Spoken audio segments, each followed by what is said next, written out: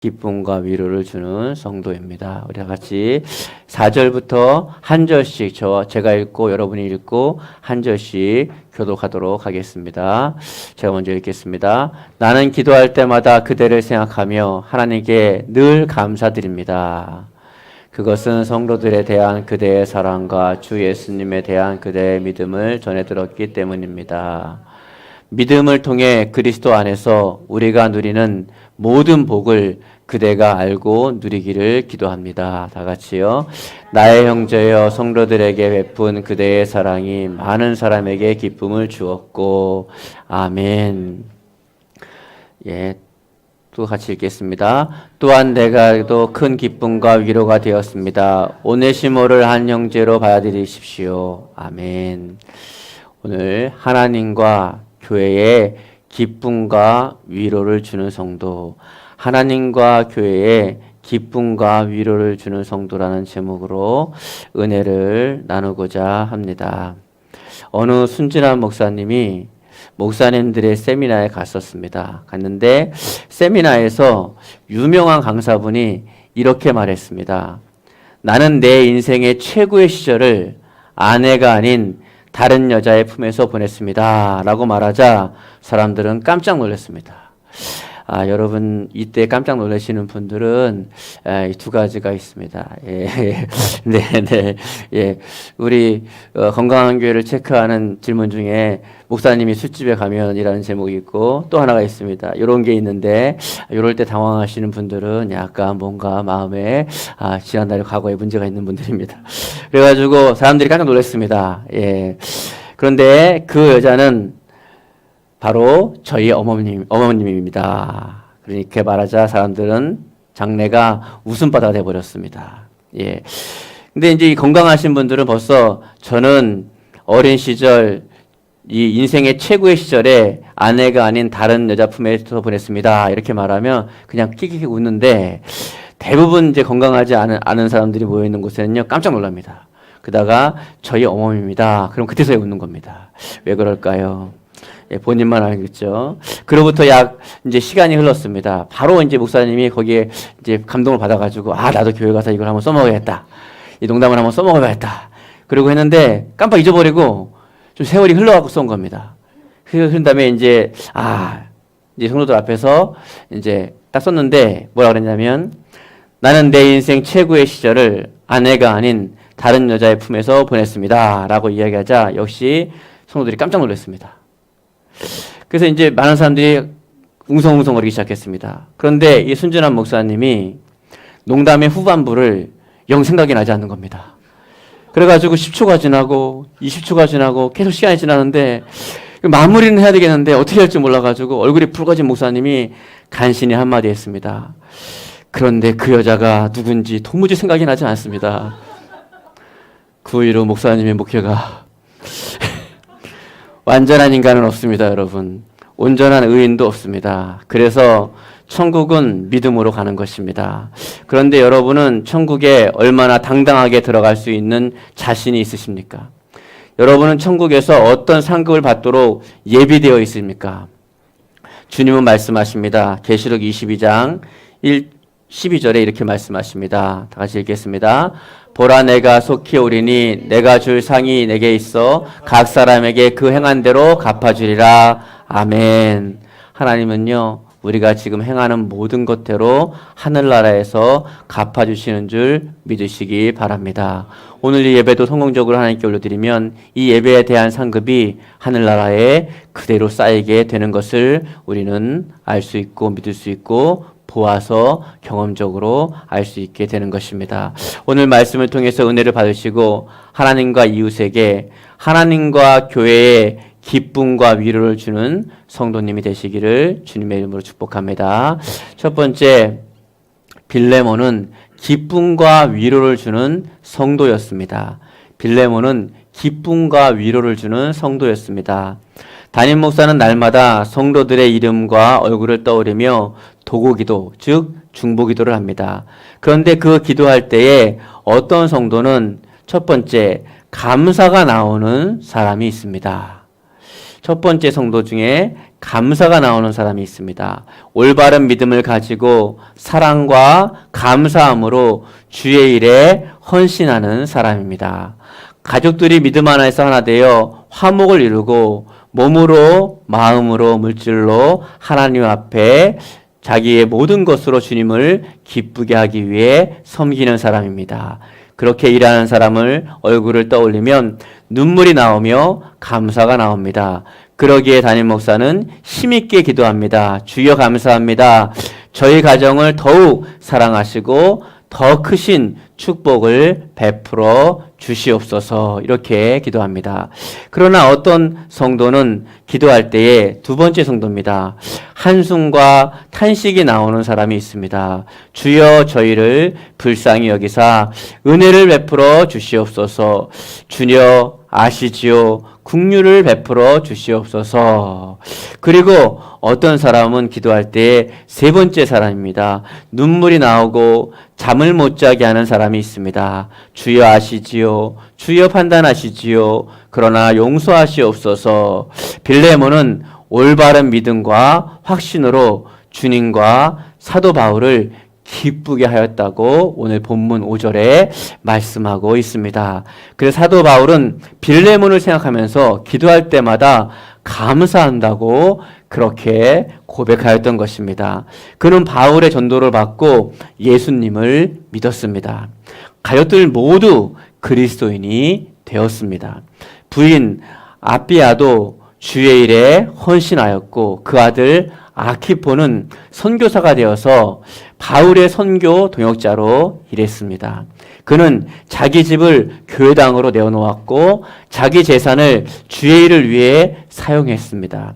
그의 집에서 시작한 교회가 바로 골로새 교회였던 것입니다.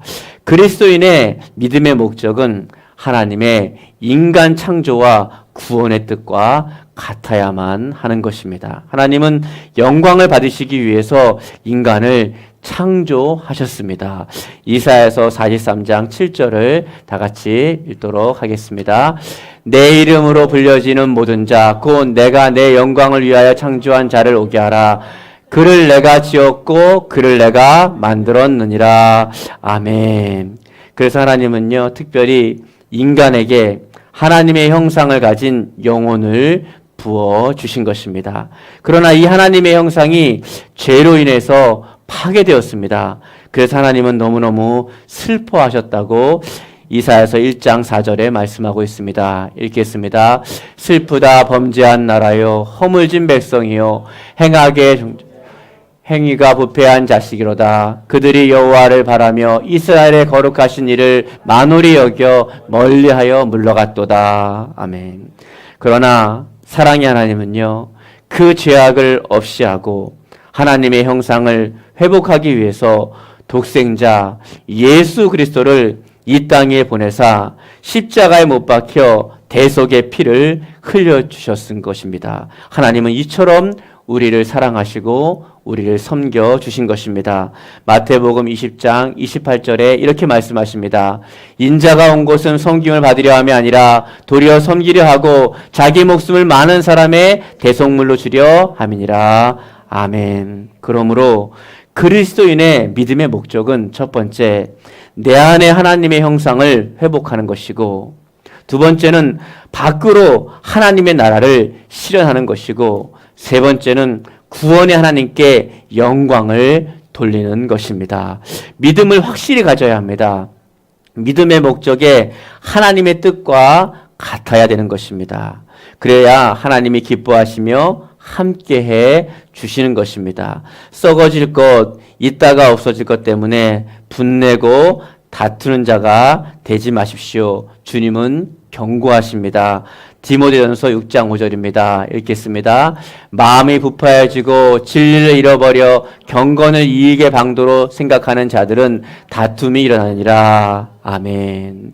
그러기에 성경은 또 말씀하십니다. 고린도후서 13장 5절에 이렇게 말씀하십니다. 너희가 믿음 안에 있는가 너희 자신을 시험하고 너희 자신을 확증하라. 예수 그리스도께서 너희 안에 계신 줄을 너희가 스스로 알지 못하느냐. 그렇지 않으면 너희가 버림받은 자니라. 아멘. 고린도전서 6장 20절도 동일하게 이렇게 말씀하십니다. 값으로 산 것이 되었으니 그런즉 너희 몸으로 하나님께 영광을 돌리라. 아멘. 그렇습니다. 우리의 인생과 우리의 몸과 우리는 하나님께 영광을 돌리기 위해서 이 땅에 살고 있음을 잊어버려서는 안 되는 것입니다. 두 번째는 기쁨은 용서할 때 생겨나고 위로는 사랑할 때 생겨남을 꼭 기억할 수 있기를 바랍니다. 기쁨은 용서할 때 생겨나고 위로는 사랑할 때 생겨나게 되는 것입니다. 한 아내가 남편에게 물어봤습니다. 아내들은 이런 거 좀 안 물어봤으면 좋겠어요, 제발.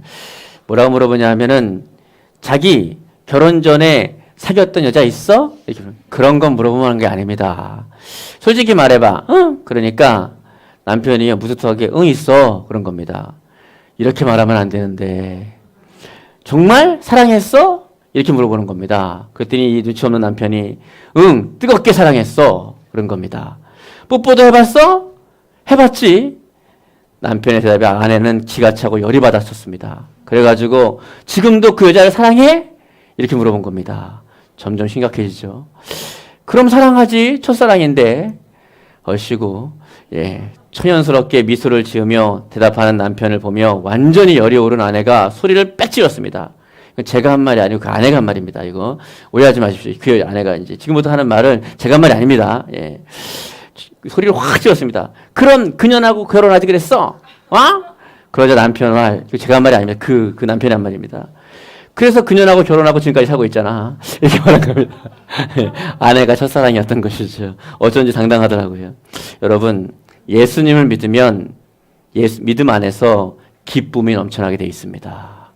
예수님을 믿고 마음 안에 들으면 그 예수님으로부터 마음 안에 형언할 수 없는 기쁨이 막 넘쳐납니다. 그런데 많은 크리스찬들이 그렇게 살지 못하며 항상 우중충한 얼굴로 살아가는 것을 보게 됩니다. 사실 우리 마음 안에 있는 상처, 쓴뿌리가 예수님을 마음에 모신 그 기쁨을 밖으로 나오지 못하게 억압하는 것입니다.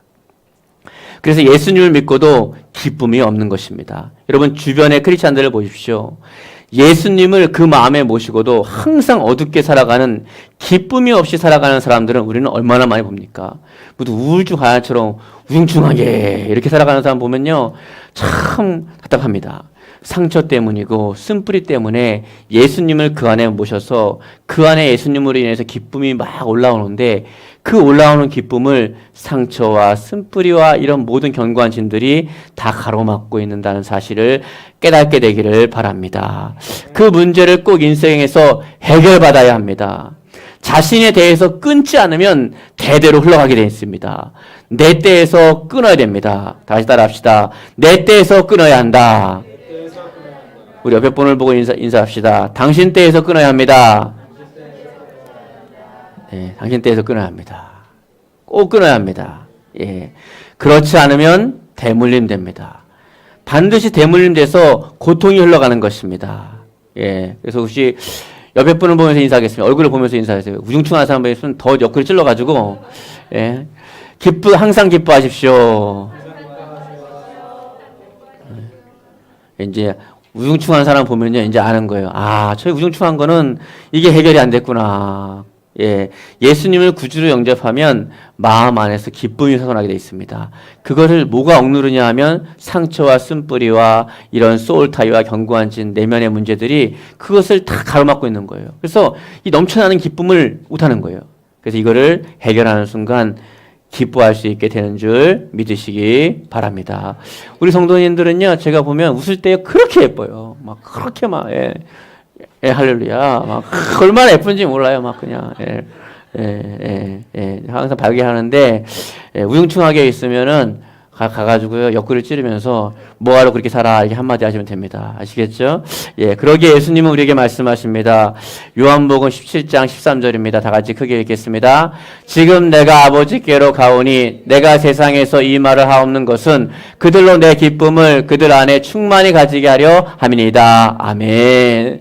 예수님이 그 안에 계시면, 예수님이 역사하시면 기쁨이 충만해지는 줄 믿으시기 바랍니다. 예, 요한복음 15장 11절을 읽겠습니다. 내가 이것을 너희에게 이름은 내 기쁨이 너희 안에 있어 너희 기쁨을 충만하게 하려 함이라. 아멘. 그러니까 우리가 우울해지는 것은 왜 그러죠? 예수님을 그 안에서 온전하게 드러나지 못하기 때문입니다. 여러분 마음 안에서 예수님이 드러나는 순간 예수님 안에 있는 기쁨이 여러분 안에 충만해지게 되는 줄 믿으시기 바랍니다. 천국에는 우중충한 거 없습니다. 다 밝아요. 예수님을 만나고 주님 안에서 진정으로 주님의 기쁨을 누리는 순간, 그 용서하고 상처를 해결받는 순간 우울증과 대의기피증과 공황장애와 모든 마음의 문제는 해결되는 줄 믿으시기 바랍니다. 문제의 근원이, 해결의 근원이 예수 그리스도께 있음을 믿으시기 바랍니다. 예. 이 빌레몬서를 받은 빌레몬이 자기에게 이 빌레몬서를 가지고 온 오네시모를 어떻게 대했을까요? 이 하는 것이, 이렇게 이 오네시모를 어떻게 대했을까 하는 것이 이 빌레몬서를 읽는 독자들의 가장 큰 관심입니다. 왜냐하면 오네시모 그는 빌레몬 집에 있던 사실은 노예였습니다. 예전에 노예는 물건하고 똑같은 겁니다. 그냥 죽여도 되는 겁니다. 도망칠 때 그냥 도망친 것도 아니고 게다가 빌레몬 집에 귀중품을 훔쳐가지고 도망친 절도범입니다. 그냥 도망쳐도 이거는 죽여버려도 되는데 물건을 훔쳐서 도망갔습니다.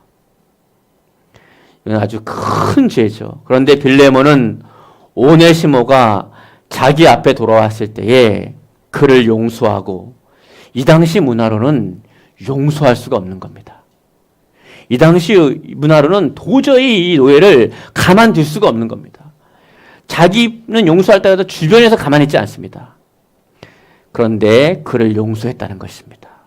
용서할 수 없는 사람을 용서할 때에 인생 가운데 놀라운 축복이 많은 줄 믿으시기 바랍니다. 용서할 수 있는 사람은 다 용서할 수 있습니다. 빌레몬을 보십시오. 이 당시 문화로는 절대로 용서할 수 없는 오네시모를 용서했다는 것입니다. 그리고 노예가 아닌 더군다나 형제로 받아들였습니다. 그 당시 문화로는 도저히 용서할 수 없는 사람을 용서한 것입니다. 여러분이 생각할 때도, 여러분이 자기 주관적으로, 자기 중심적으로 생각할 때도 도저히 용서할 수 없는 사람이 있습니까? 바로 빌레몬도 그랬습니다. 여러분, 사람이 상처를 받고 또 쓴뿌리가 생기면요, 자기 중심적으로 생각하게 됩니다. 그 사건을 자기 중심적으로 생각하게 됩니다. 바로 그게 문제인 것입니다. 빌레몬도 자기 중심적으로 생각할 때 오네시모를 용서할 수가 없는 것입니다. 도저히 인생 가운데 절대적으로 용서할 수 없는 사람입니다. 도망간 것도 문제지만 귀중한 물건을 훔쳐 도망간 건 이 당시의 문화로서는 정말 충격적인 사건입니다. 그런데 빌레몬은 이러한 오네시모를 용서하기로 마음먹습니다. 그게 빌레몬의 인생 가운데 하나님의 축복을 받아들이는, 축복의 문을 활짝 열어버리는 놀라운 시작이었다는 것입니다. 여러분에게도 오늘이 그러한 날이 되기를 주님의 이름으로 축복합니다. 주일학교에서, 제가 예전에 섬기던 주일학교에서 둘이 막 싸우는데 한 애가 막 이렇게 하니까 한 애가 혼자 울고 있으니까 선생님이 다가가서 그러더라고요. 야, 상처받지 마. 너만 아픈 거야. 상처 준 애는 다리 쫙 뻗고 잘 자. 너만 힘들어. 그러는 거예요. 정말 세월이 지날수록 그 말이 많습니다. 여러분, 상처 준 사람은요, 우리 일반적으로 따지면 상처 준 사람은요, 막 자다가 갑자기 악령이 나타나가지고 목을 졸라가지고 비틀어가지고 막 그냥 막 너 막 가서 사과해 막 이러고 막 자다가 경기가 나버리고 막 그냥, 예? 가다가 자다가 위경련이 일어나가지고 막 그냥 막 아이고야 내가 미안해 이래야 되는데 어디 그렇습니까? 인생이 안 그래요. 상처를 받고 용서하지 않은 사람이 위경련이 일어나고요, 자다가 경기를 일으키고요, 이렇게 살아가는 것입니다. 빌레몬도 그렇게 살 것인가, 하나님의 찬란한 은혜의 빛을 받고 살아갈 것인가를 결정해야만 했습니다. 바울의 편지를 받고 그래, 내가 오네시모를 용서해야겠다라고 결정했습니다. 선택했습니다. 그러자 빌레몬의 가문에 대대로 축복의 문이, 하나님의 축복의 빛이 확 비치게 된 것입니다. 여러분, 사울을 기억하십니까? 사울은 원한과 상처와 이 모든 것을 움켜쥐고 용서할 것인가? 내가 그렇지 않고 이 저주를 끌어안을 것인가? 라는 결단에 사울은 저주를 끌어안아 버렸습니다. 그리고 그의 가문은 그대로 끝나버린 것을 우리는 너무나 잘 알 것입니다. 축복과 저주가 여러분의 눈앞에 있습니다. 여러분은 어떤 문을 활짝 여시겠습니까? 빌레몬처럼 축복의 문을 활짝 여시겠습니까? 아니면 대대로 흘러가는 대물림의 죄를 그 문을 여시겠습니까? 여러분이 빌레몬과 같은 선택을 할 수 있기를 주님의 이름으로 축복합니다. 다윗도 마찬가지입니다. 그 억울하게 하는 사울에게 대하여 수많은 저주의 문을 열 수 있었지만 그는 그렇지 않고 용서하며 축복의 문을 열었고 이스라엘의 대표적인 위대한 왕이 되었던 것입니다. 만일 다윗이 그렇지 않았다면 다윗의 가문은 어떻게 되었을까요? 사울하고 비슷해졌을 것입니다. 빌레몬은 이러한 사랑의 결정은 바울에게 또 하나님께 큰 기쁨과 위로를 주었습니다. 특별히 바울에게 큰 위로를 주었습니다. 바울이 감옥에 갇혀 있는데 도망갔던 오네시모가 같은 거기에 감옥에 들어온 겁니다. 그래서 만난 거예요. 그래서 전도를 했습니다, 바울이. 그랬더니 전도하고 은혜 받고 성령 체험하면요, 사람이 솔직해집니다. 그래가지고 사실은 제가 빌레몬이라는 집에서 이렇게 도망 나온 죄인입니다. 이렇게 다 말한 겁니다. 근데 마침 하나님께서는 바울을 통해서 빌레몬을 전도했던 것입니다. 그래서 바울이 사정하면서 제발 나를 대하듯이 오네시모를 대하십시오. 오네시모를 용서하십시오. 용서해 주십시오. 그는 하나님 나라의 큰 일꾼입니다. 이렇게 말했던 것입니다. 두 가지 의미가 있습니다. 오네시모를 통해서 하나님의 일을 크게 하려는 이유도 있고 또 하나는 빌레몬의 가문에 저주의 문이 열려서 저주의 대물림이 되는 것을 막고자 사도 바울은 간절한 마음으로 애걸하듯이 그렇게 편지를 보냈던 것입니다. 그런데 빌레몬이 역시 바울의 마음을 알고 사랑을 결정하고 그렇게 한 모습을 보고 바울이 얼마나 기뻤는지 얼마나 위로를 받았는지 이루 말할 수가 없습니다. 바로 빌레몬은 오네시모를 바울에게 다시 돌려보냅니다. 계속 바울의 선교 사역을 돕게 하기 위해서였습니다. 이러한 그의 용서와 사랑은 바울은 물론 하나님을 감동시키고 놀라운 역사를 이루게 했던 것입니다. 여러분, 오늘 이 예배 가운데 하나님을 감동시키고 싶지 않으십니까? 여러분, 오늘도 할 수 있습니다. 오늘 예배 가운데 여러분이 용서한다면, 사랑한다면 하나님을 감동시키고 주의 종을 감동시킬 수 있는 것입니다. 이 놀라운 역사를 이룰 수 있기를 주님의 이름으로 축원합니다. 후에 위대한 교부요 순교자인 이그나티우스가 문서로 증거하는 증거에는 나중에 오네시모가 에베소 교회의 감독이 되어서 주를 위해서 크게 위대한 일을 했다고 고백하고 있는 것입니다. 빌레몬은 후에 에베소 교회의 감독을 한낱 죽음으로 저주로 끝내버릴 인생으로 만드느냐 아니면 에베소 교회의 위대한 감독을 만드느냐 이 선택이 있었다는 것을 몰랐지만 그 빌레몬의 그 짧은 그 순간의 선택이 오네시모를 에베소 교회의 위대한 감독으로 세웠다는 사실을 기억할 수 있길 바랍니다. 오늘 여러분의 그 짧은 선택이 훗날에 또 다른 에베소 교회의 위대한 감독을 만들 수 있다는 사실을 꼭 기억할 수 있기를 바랍니다. 마태복음 18장 35절을 크게 읽겠습니다. 너희가 각각 마음으로부터 형제를 용서하지 아니하면 나의 하늘 아버지께서도 너희에게 이와 같이 하시리라. 아멘. 형제를 용서하지 않으면 하나님도 여러분을 용서하지 않겠다는 것입니다. 예. 그러면 영적인 모든 것이 막힙니다. 예. 그래서 어떻게 되냐 하면은요, 말씀을 듣는데도 여긴 그런 사람 없지만요, 그렇게 잠만 오는 것입니다. 예. 이렇게 은혜스러운 설교를 하는데도 그렇게 잠만 자고요. 예. 우리 여기 없지만요. 예. 예. 그리고 또 기도하려고 그러면 잠만 오는 겁니다. 예. 또 은혜를 받고자 하면요, 은혜로운 자리가 있고 재앙의 자리가 있으면요, 은혜로운 자리를 안 가고 재앙의 자리로 가버립니다. 이 모든 것이 마귀의 역사인 줄 깨닫게 되기를 주님의 이름으로 축복합니다. 예. 용서와 사랑, 이는 하나님의 본질입니다. 예수 그리스도의 성품입니다. 모든 그리스도인이 다 하나님께서 그리스도인을 지을 때에 빛으로 또 은혜로 하나님의 좋은 성품으로 만들었다는 것을 잊지 마시기 바랍니다. 모든 그리스도인들이 품어야 할 성품이 바로 예수님의 성품입니다. 오늘 우리도 우리 주 예수 그리스도의 성품이 우리의 성품이 되어야 되는 줄 믿으시기 바랍니다.